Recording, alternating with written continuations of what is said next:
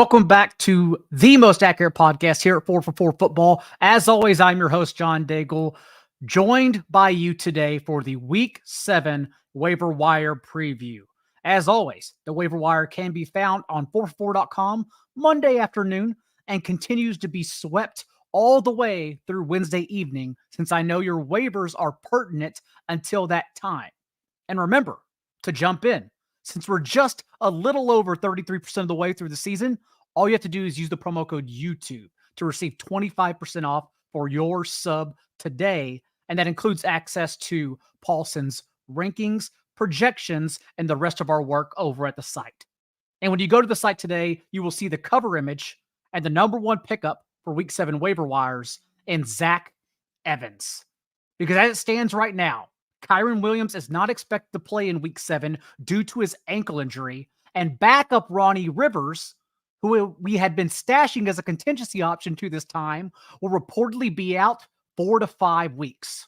So Zach Evans is all that's left for this Rams backfield in the short term, and worst case scenario, we may be getting him as an elite contingency option if Williams returns after one game. The good news is Sean McVay, since week 2, has leaned on one player. That one player to this point being Kyren Williams, but just one player for at least 71% of the team's backfield touches in every game. So we want that player who's going to start at that position every single week. Evans himself was also a good prospect, an 87th percentile athlete and 5-star recruit in 2020, when he initially signed with Georgia before requesting out and going to TCU before leaving for Ole Miss in his final year. I do actually question his long-term ceiling in this offense if Kyren Williams were to miss unexpectedly an extended period, given that we've seen this target tree whittled down in the last 2 games with Cooper Kupp. The Rams running backs included have been targeted at a league low 5.5% rate with Kupp the past 2 games because no one sees the ball besides him and Puka Nacua. But if we're expecting one player to get every single touch, he needs to be our priority. And that priority is Evans. The next man up for me is Craig Reynolds, because David Montgomery is also expected to miss a few games and likely be out through the team's Week 9 bye. Not only that, but Zonovan Knight was put on season-ending injured reserve with his shoulder injury last week, and Dan Campbell has said that Jahmyr Gibbs is at the very least, quote, trending in the right way. So, pending Gibbs' status, Craig Reynolds could stumble into this every down opportunity in a terrific spot against this Ravens defense that has allowed the 8th highest rate of 10-yard runs. And in Week 8 before their bye, if Gibbs surprisingly still hasn't returned, a Raiders front 7 that has allowed 6 different running backs to reach 11 PPR points on the season. If Gibbs were to return, it's news we need to monitor throughout the week because we've already seen Reynolds and Gibbs together. And in that game, their lone game without Montgomery this year, it was Reynolds who handled 72% of the team's backfield touches. Reynolds only saw 4 touches, which was 16% of that share.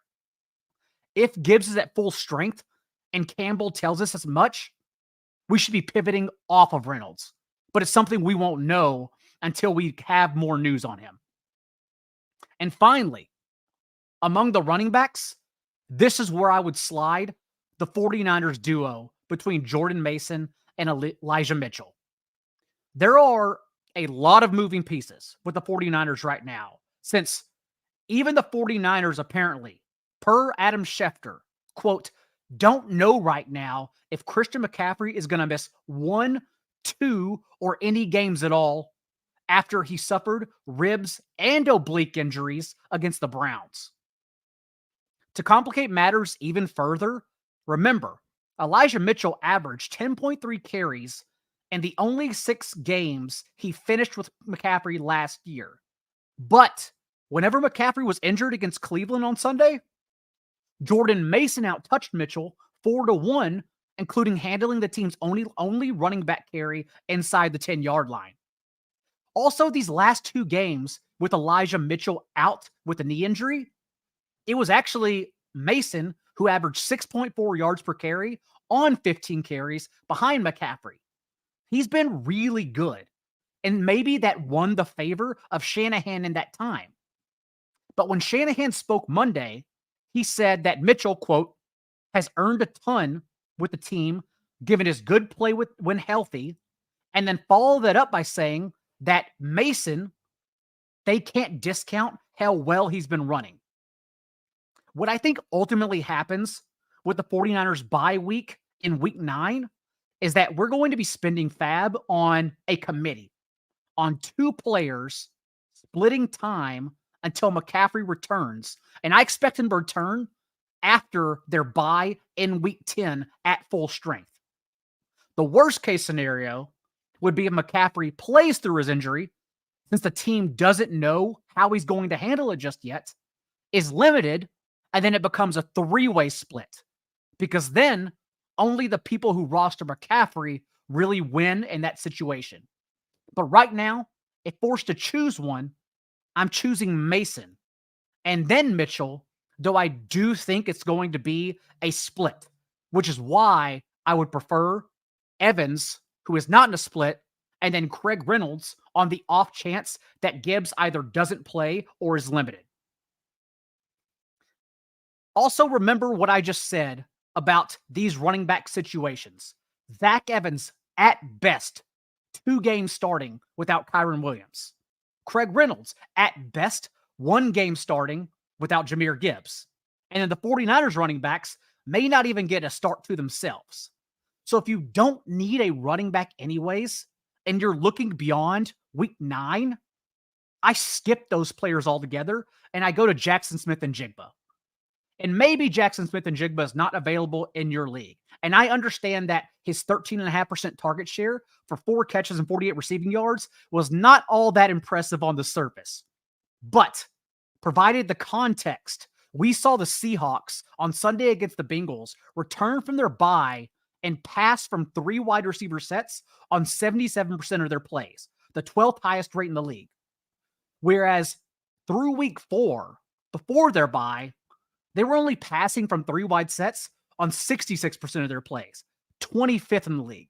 Smith-Njigba couldn't get on the field, not only because of his wrist surgery, but because they weren't playing from 3 wide sets. And suddenly out of their bye, we saw that trend change, pitting him on the field for a season high 78% route participation.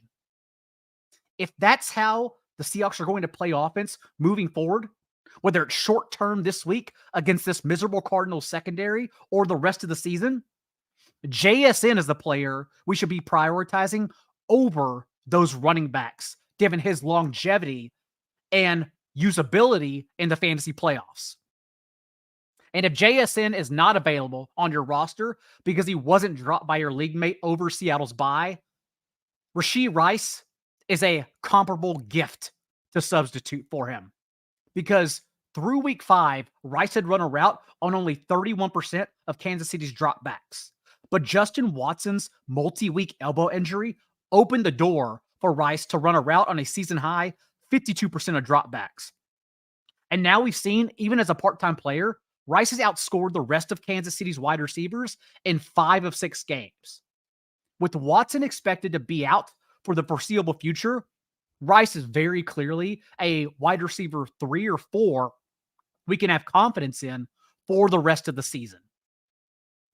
And before we get out of here, some deep cuts, because right after the show aired last week, the Packers played the Raiders, and it was Raiders tight end Michael Mayer who ran more routes than Austin Hooper for the first time all year. I wrote about it in last week's column, since it's updated after the Monday night game. And that trend continued this past week against the Patriots, with Mayer running a route on a season-high 67% of the team's dropbacks for a 19.3% target share. And that's his profile. Producing is all Mayer has done throughout his career, averaging a class-high 5 catches, 58 receiving yards, and in his final year at Notre Dame, 17 contested catches.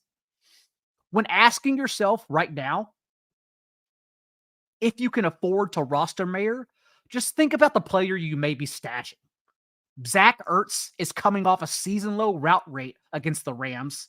in which he only ran 2 more routes in a sudden timeshare with Trey McBride. Tyler Higbee has averaged just 3 targets in 2 games with Cooper Kupp back in the mix because, again, it's only Kupp and Puka seeing targets in that offense now. And David Njoku hasn't reached more than 5 catches in any game that he hasn't played with Dorian Thompson-Robinson. These are not guys we should be starting weekly. We should be shuffling them. And Michael Mayer is the better rest of season option than those 3 in particular moving forward. Another deep league running back is Latavius Murray, because James Cook handled over 70% of the team's running back touches in week 1. But since week 2, unbeknownst to a lot of people, he's been in a 3-headed timeshare. He hasn't handled over 61% of the team's running back touches in any game in this span. And even on national television against the Giants on Sunday night, just 14 touches to Latavius Murray's 12.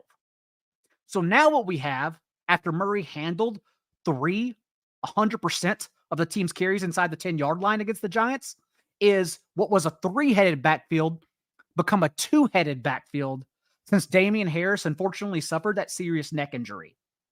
So it's much more plausible now to start Latavius Murray over bye weeks, given that the team is basically matching his touches in a 60-40, 55-45 split, slightly favoring James Cook.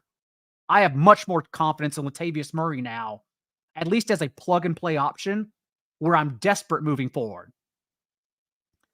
Jalin Hyatt is also an interesting flex play this week, because if you couldn't make it through that game last night, I don't blame you. But what we saw was New York's offense shake up everything entirely. Paris Campbell and Sterling Shepard didn't run a single route, and Isaiah Hodgins was scaled back for only 11. Instead, it was Darius Slayton, Jalin Hyatt, and Wan'Dale Robinson in on 3 wide sets, with all running a route on at least 73% of the team's dropbacks. And in a week where we're desperate for help off the waiver wire with 6 teams on bye, that's important to note, because here comes this Commanders defense that has not only allowed 6 different wide receivers to reach 19 PPR points against them, but they've also allowed the 8th most yards per attempt to the air. It's honestly a situation where even Tyrod Taylor can get 1, if not 2 of these receivers there for us, given how leaky the Commanders defense has been. So I don't mind picking all of them up in deep 12, 14-team leagues and just crossing your fingers they get there, since all you're doing is padding for your bye weeks. And finally, I thought Taysom Hill had been removed from our lives, because to this point of the season, the most routes he had run in any game was 18. Just wasn't part of the Saints' game plan. But that wasn't the case on Sunday, as he ran a route on a season-high 65% of the team's dropbacks, primarily in 3 wide sets. 13 snaps as the team's tight end over Foster Moreau, and 25 from the slot. And suddenly, on a short turnaround on Thursday night, here comes this Jaguars defense that has not only permitted the 5th most receiving yards per game to opposing tight ends, but the 9th most fantasy points per game too. If you're desperate and needing help out there for your tight end slot, I think Taysom Hill is viable enough to yet again go back to the well. Remember, we'll be back on Thursday for our preview show. Myself and John Paulson, 2 p.m. Eastern, live on the 444 YouTube channel, and the waiver wire column will be updated to that point of the week. Until then, good luck, and remember, be a little bit kinder. What's required. We'll see you next time.